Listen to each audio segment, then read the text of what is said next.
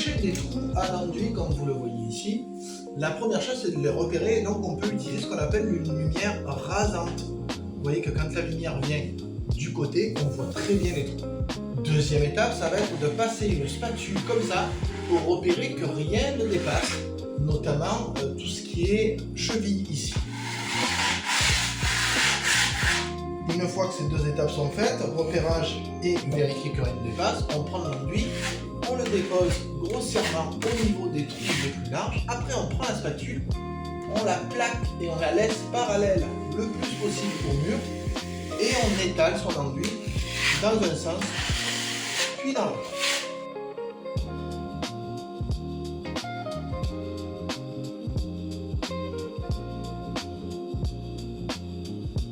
On n'oublie pas d'essuyer régulièrement le bord de sa spatule, sinon vous allez avoir des traces comme celle-ci, qui sont simplement des poussières qui vont être entraînées par la spatule et qui vont creuser dans l'enduit, vous voyez, que vous êtes en train de mettre.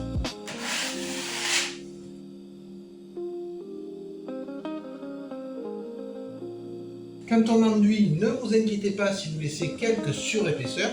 De toute façon, il y aura une étape de ponçage obligatoire pour avoir un mur bien net.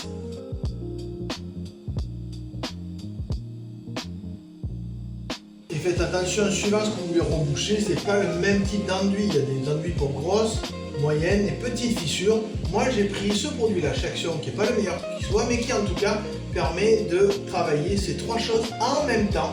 Donc j'ai pas grand chose à faire, c'est plus simple. Et quand je dis que c'est pas la même chose, regardez, là vous avez un enduit qui est très granuleux, parce que c'est un enduit à reboucher.